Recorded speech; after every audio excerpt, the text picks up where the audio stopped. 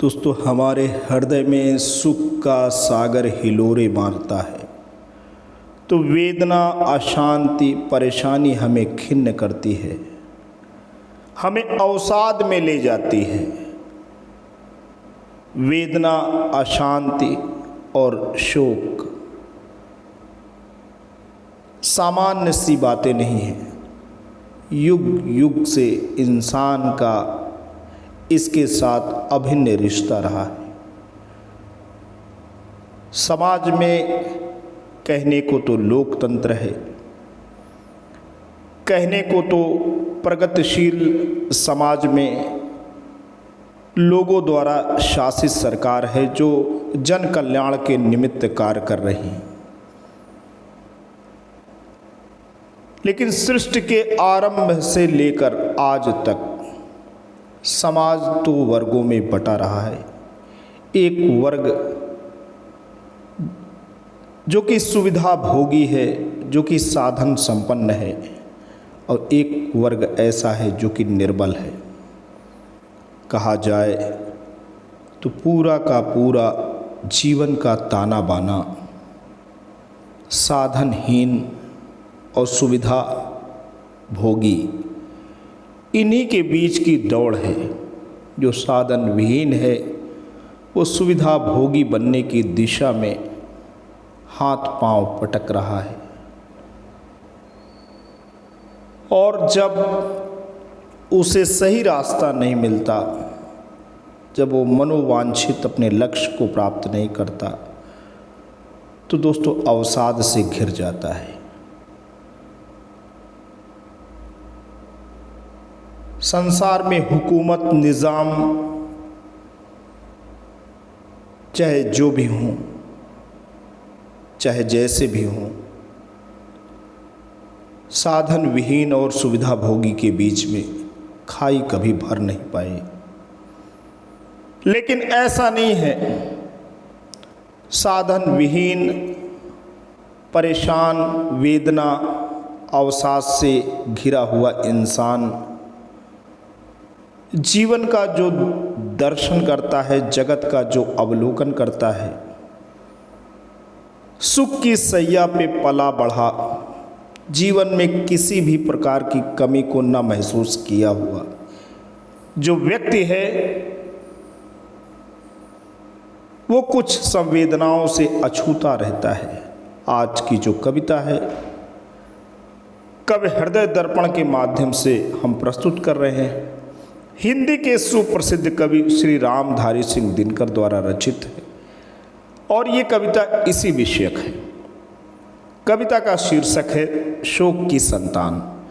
आइए दोस्तों कविता का पाठ करते हैं। हृदय छोटा हो तो शोक वहाँ नहीं समाएगा, हृदय छोटा हो तो शोक वहाँ नहीं समाएगा, और दर्द दस्तक दिए बिना दरवाजे से लौट जाएगा। टीस उसे उठती है जिसका भाग्य खुलता है, वेदना गोद में उठाकर सबको निहाल नहीं करती।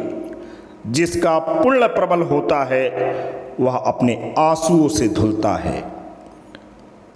तुम तो नदी की धारा के साथ दौड़ रहे हो, उस सुख को कैसे समझोगे जो हमें नदी को देखकर मिलता है, और वह फूल तुम्हें कैसे दिखाई देगा जो हमारी झिलमिल अंधियाली में खिलता है।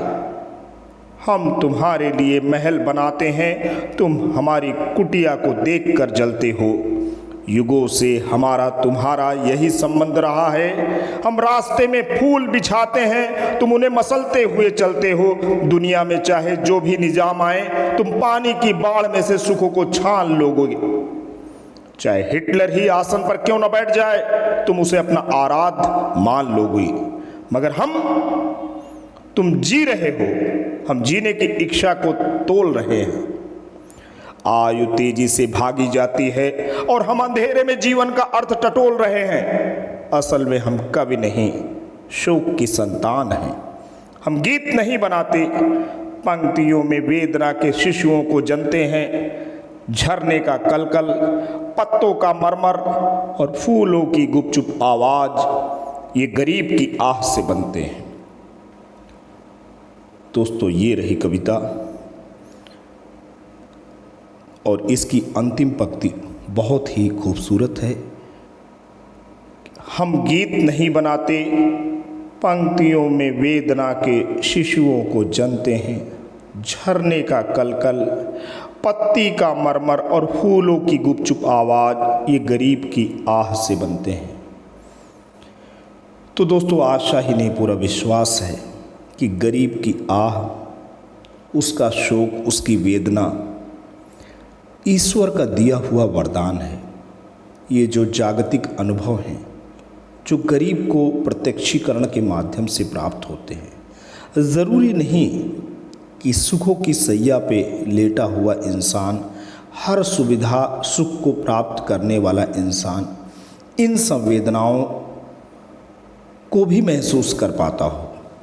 तो वाकई ये प्रकृति का जो गुंजन है, जो फूलों की आवाज़ है, जो झरने का कलकल है, पत्तियों के बीच में आती नीरव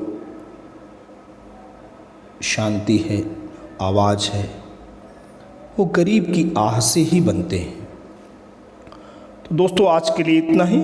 आशा करता हूँ ये कविता आपको पसंद आई है। पसंद आई है तो आप इसे लाइक करें। चैनल पर नए हैं, पहली बार विजिट कर रहे हैं तो प्लीज़ सब्सक्राइब कर लें। हम आपके लिए ऐसी ही अजर अमर रचना लेके आते रहेंगे। जल्द ही एक नई रचना के साथ पुनः आपके सामने हाजिर होंगे। तब तक के लिए जय हिंद, जय भारत।